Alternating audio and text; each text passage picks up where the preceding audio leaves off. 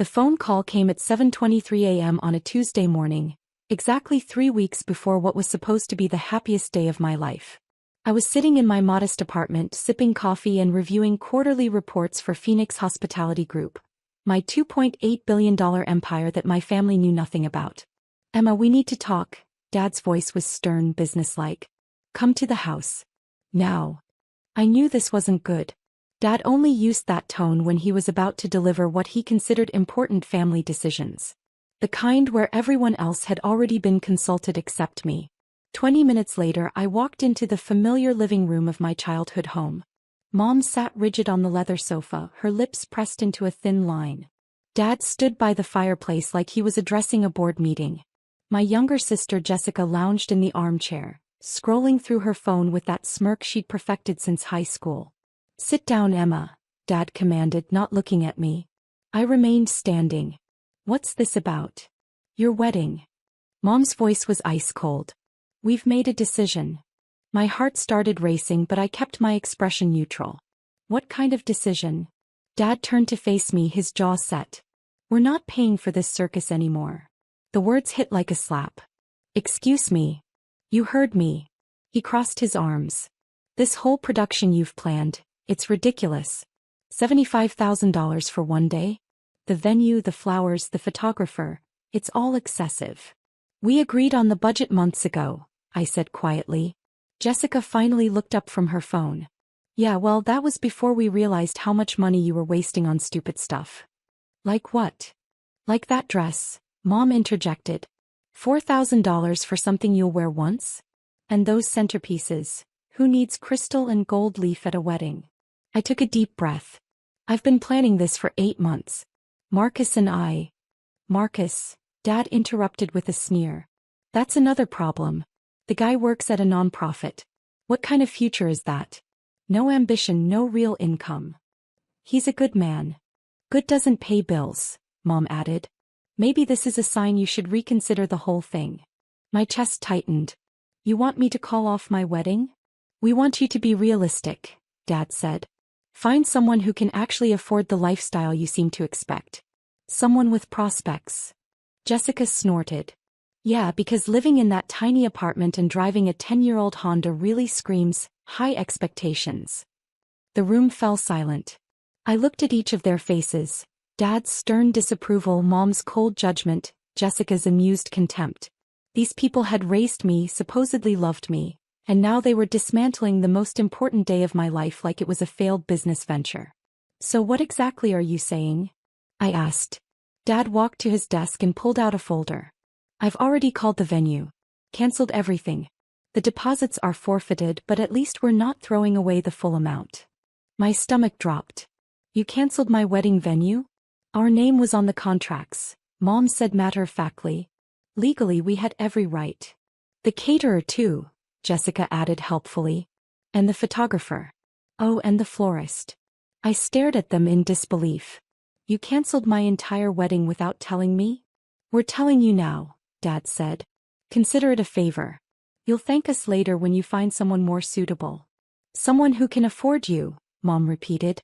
The room spun slightly. 8 months of planning. The dress I'd fallen in love with. The photographer we'd interviewed 6 different candidates to find. The menu Marcus and I had spent hours perfecting. The flowers that reminded me of my grandmother's garden. All of it, gone. "I can't believe you did this," I whispered. "Believe it," Dad said. "And next time maybe think before you plan something so far beyond your means." I looked at my family one more time. Dad, the successful investment banker who'd built his reputation on calculated risks. Mom, who'd married him for his money and spent 30 years perfecting the art of looking down on people. Jessica, who'd never worked a day in her life but somehow felt qualified to judge everyone else's choices. "Understood," I said simply. The word hung in the air. They'd expected tears, arguments, pleading. Instead I gave them nothing. "Good," Dad said, clearly pleased with himself. "Now you can focus on finding someone more appropriate. Someone who won't embarrass the family," Mom added. I nodded and walked toward the door. "Emma," Jessica called out. "Don't be dramatic about this. It's for your own good." I paused with my hand on the doorknob. "I'm not being dramatic. I'm being practical." And I left. The drive back to my apartment was surreal. 23 years old, MBA from Northwestern, secretly running a hospitality empire worth $2.8 billion. And my parents had just canceled my wedding because they thought I couldn't afford it. The irony was breathtaking. I'd built Phoenix Hospitality Group from nothing, starting with a single property I'd purchased at 19 with money I'd made developing apps in college. 4 years later, I owned 17 luxury venues across 3 states, including the Grandmont Estate, the exact venue where my wedding was supposed to take place. My parents had no idea their daughter owned the most exclusive wedding venue in the city. They thought I was just another struggling graduate living paycheck to paycheck. I'd let them think that. It was easier than explaining how I turned a coding hobby into a tech company, sold it for $12 million, and immediately invested everything into real estate. Easier than describing the 18-hour days I'd worked to build something from scratch while they assumed I was just figuring things out. But now they'd crossed a line. I pulled into my apartment complex and sat in my car for a moment, thinking. My phone buzzed with a text from Marcus. Hey babe, just confirmed final headcount with the caterer. 127 guests. Can't wait to marry you in 3 weeks. Red heart. My heart broke a little. Marcus had no idea what had just happened. He was probably at his office right now, excited about our future, completely unaware that my family had just blown up our wedding. I needed to call him, but first I had a few other calls to make. I dialed my assistant's number. Sarah, it's Emma. I need you to pull the Grandmont contracts immediately. The Grandmont Estate? Your wedding venue. Yes. And I need you to review the cancellation policies we have in place for deposits. There was a pause. Emma, is everything okay? Everything's fine. I just need to understand our options for unusual circumstances. Of course. I'll have everything ready in an hour. Thank you. My next call was to my head of legal. David, it's Emma. Hypothetical question. If someone canceled a booking at one of our venues using forged authorization, what would our legal recourse be? Well, that would be fraud. We'd be looking at potential criminal charges, plus civil damages. Why? Just curious about our protections. Can you send me the specific statutes? Absolutely. Emma, you sound stressed. Is Phoenix Hospitality facing some kind of legal challenge? Nothing like that. Just being thorough. After I hung up, I sat in my car and allowed myself exactly 60 seconds to feel the full weight of what had happened. The betrayal, the humiliation, the casual cruelty of people who were supposed to love me unconditionally. Then I got out of the car and went upstairs to plan my response. The next morning I was reviewing property reports when my phone rang. Unknown number. Hello.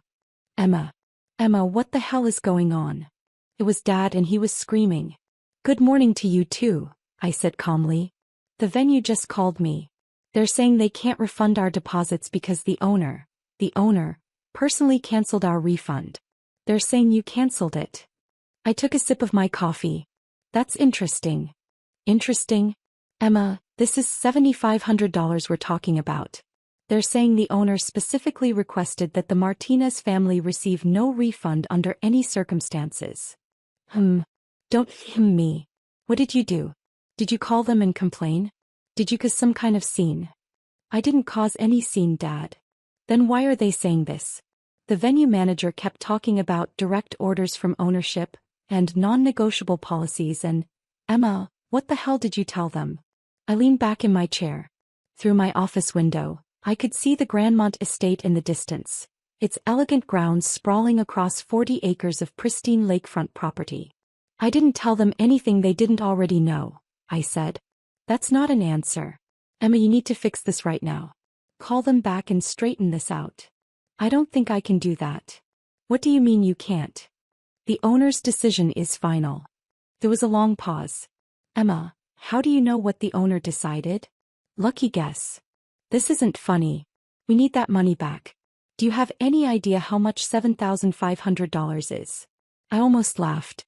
Dad was having a breakdown over $7,500 while sitting 3 miles away from my corporate headquarters, where I'd signed a $340 million acquisition deal just last week. It's probably not that much money to the owner, I said.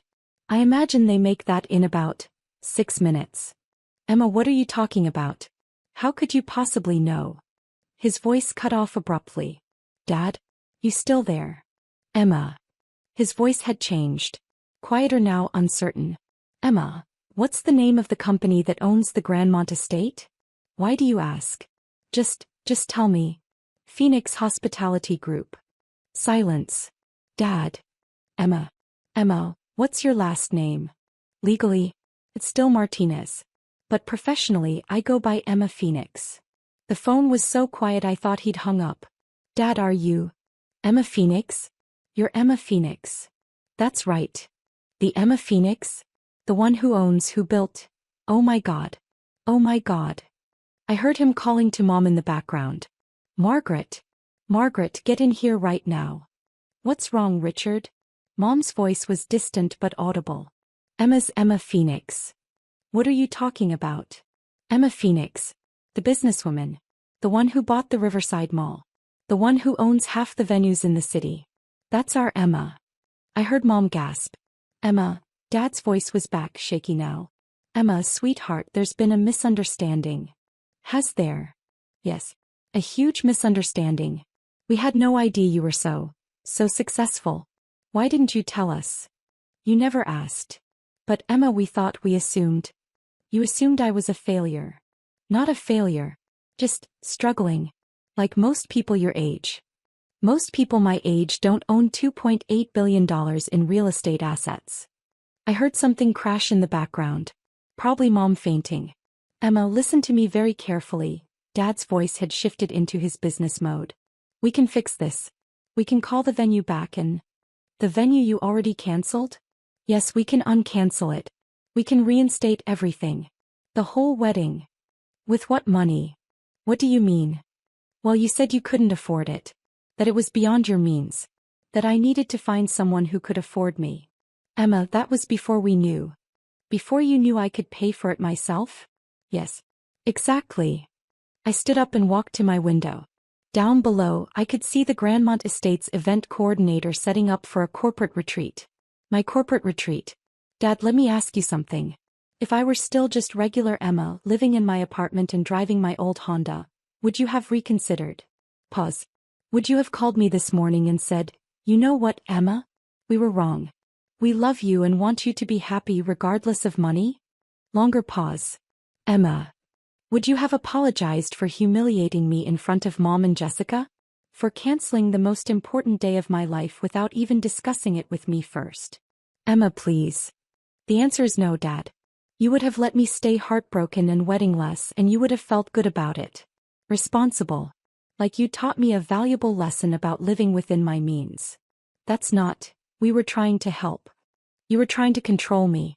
Just like you've always done. I heard Mom's voice in the background. Give me the phone. Emma, honey, it's Mom. Sweetheart, there's been a terrible miscommunication here. Has there? Yes. We had no idea about your business success. We're so proud of you. Are you proud of the business or proud of the money? Both. Emma, you're our daughter. We've always been proud. Yesterday you told me to find someone who could afford me. What changed? Well, now we know that I can afford myself? Silence. Mom, let me save you some time. I'm not reinstating the wedding. I'm not giving you your deposits back. And I'm not pretending this conversation never happened. Emma, you're being unreasonable. I'm being exactly as reasonable as you were yesterday. I heard Jessica's voice in the background. Is she serious?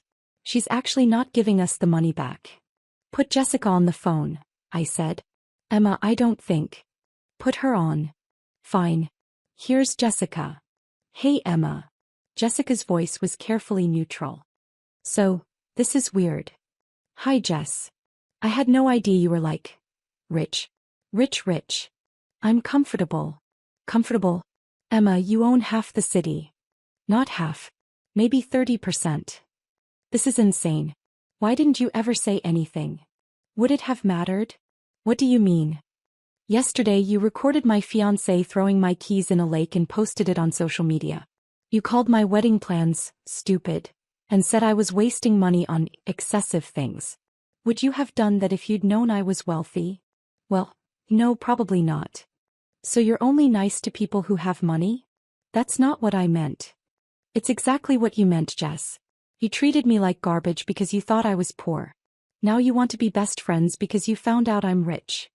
Emma, come on. How many social media posts did you make mocking my cheap lifestyle? Pause. Emma. How many times did you joke about my car, my apartment, my job? That was just sister stuff. Put Dad back on. Emma, wait. Put him on. Dad's voice returned, subdued now.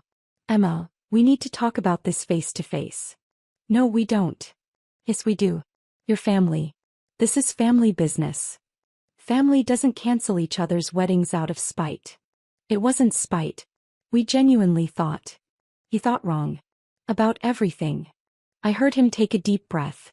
Emma, what do you want? What will it take to fix this? There's nothing to fix, Dad.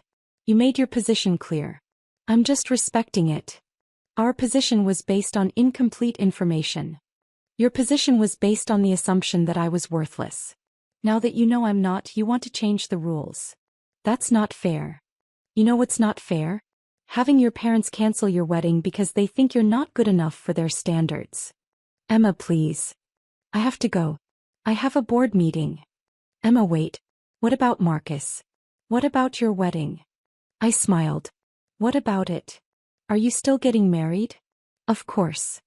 Where? Same place. Same date. Same time. But how can you? We canceled everything. You canceled the booking that was in your name. You never had any authority over the booking in mine. Silence. There are 2 contracts for the Grandmont estate on September 15th, I explained. The one you signed as the paying party and the one I signed as the property owner. You canceled yours. Mine is still active. You mean? I mean my wedding is happening exactly as planned. The only difference is that you're not invited. Emma. And neither is Mom. Or Jessica. You can't uninvite your family from your wedding. Watch me. I hung up. My phone immediately started ringing again. I turned it off. An hour later, Sarah knocked on my office door. Emma, there are some people here to see you. They say they're your family. I looked up from my laptop. Tell security to escort them off the property. Are you sure? Positive. 20 minutes after that, my personal phone buzzed with a text from Marcus. Babe, your dad just called me. He's very upset. He says there's been some kind of family emergency about the wedding. Should I be worried? I called him immediately. Marcus, hi. Emma, what's going on? Your dad sounded like he was having a breakdown. It's a long story. Can you come over tonight? I need to tell you something. Of course. Are you okay? I'm better than okay. I'll explain everything. That evening I told Marcus the whole story. About Phoenix Hospitality Group. About the $2.8 billion empire I'd built in secret. About my family's betrayal and their frantic attempts to backtrack once they learned the truth. He listened without interrupting, his expression cycling through confusion, amazement, and finally anger. They canceled our wedding because they thought you were poor? He said finally. Essentially, yes. And now they want back in because they found out you're wealthy? That's the general idea. He shook his head. Emma, that's horrible. I'm sorry I never told you about the business. I wanted to be sure you loved me for me, not for what I could provide. Are you kidding? I'm not upset about the money. I'm upset about how they treated you. He took my hands. Emma, you're getting married in 3 weeks. You should have your family there. They made their choice. People make mistakes. This wasn't a mistake, Marcus. This was who they really are when they think no one important is watching. He was quiet for a moment. What do you want to do? I want to marry you at the Grandmont estate, surrounded by people who actually care about us. I want to start our life together without the toxic influence of people who only value me when I can benefit them. Are you sure? I've never been more sure of anything. The next morning I drafted a formal letter to my family. It was delivered by courier at 9 a.m. sharp. Dear Dad, Mom, and Jessica. Thank you for clarifying your feelings about my life choices and my value as a family member. Your decision to cancel my wedding without consultation has saved me years of wondering whether you truly supported my happiness or simply tolerated it when convenient. Please consider this my formal notice that you are no longer invited to participate in my wedding or any future life events. This decision is final and non-negotiable. For the record, I built Phoenix Hospitality Group from nothing while living in that tiny apartment you all mocked. I worked 18-hour days for 4 years to create something meaningful while you assumed I was simply failing to meet your standards. The fact that you now want to celebrate my success, after trying to sabotage my happiness, tells me everything I need to know about your character. Marcus and I will be married as planned on September 15th. We will build our life together surrounded by people who value integrity over wealth and love over status. I wish you well in your future endeavors. Sincerely, Emma Phoenix, CEO, Phoenix Hospitality Group. The wedding was perfect. Marcus and I exchanged vows on the terrace overlooking the lake, surrounded by 127 people who genuinely cared about our future. My college roommate Sarah served as maid of honor. Marcus's brother Jake was his best man. The flowers were exactly what I'd dreamed of, white roses and baby's breath that reminded me of my grandmother's garden. During the reception, as I danced with my new husband under lights strung between ancient oak trees, I felt something I hadn't experienced in years around my family: pure, uncomplicated joy. My phone, tucked away in the bridal suite, had 47 missed calls and 23 voicemails from various family members. I deleted them all without listening. 6 months later, I received a formal apology letter from Dad. It was 3 pages long and mentioned my impressive business acumen 14 times. He requested a meeting to discuss our family's future relationship. I sent back a single sentence: "Some bridges once burned cannot be rebuilt." A year after that, Jessica reached out through LinkedIn, asking if Phoenix Hospitality Group had any entry-level marketing positions available. The message included a lengthy explanation about how much she'd grown as a person, and how sorry she was for not recognizing my incredible achievements sooner. I forwarded her resume to our HR department with a note: "Please file under Do Not Hire." Today Marcus and I live in a beautiful home overlooking the lake, about 10 minutes from the Grandmont estate. We host dinner parties for friends who knew us when we were just a nonprofit worker and a girl with a laptop, building dreams in a tiny apartment. Sometimes I'll drive past my parents' house on the way to a business meeting. Their cars are older now, their lawn less perfectly maintained. I've heard through mutual acquaintances that Dad's investment firm has struggled since the market downturn. Mom has started working part-time at a boutique. I feel no satisfaction in their struggles, but I feel no guilt about their absence from my life either. They taught me an invaluable lesson about unconditional love. It's only unconditional if it doesn't depend on your bank account, your career success, or your ability to meet someone else's definition of worth. My wedding was exactly the circus they said it was: a beautiful, joyful celebration of 2 people who chose each other without conditions. And I paid for every penny of it myself.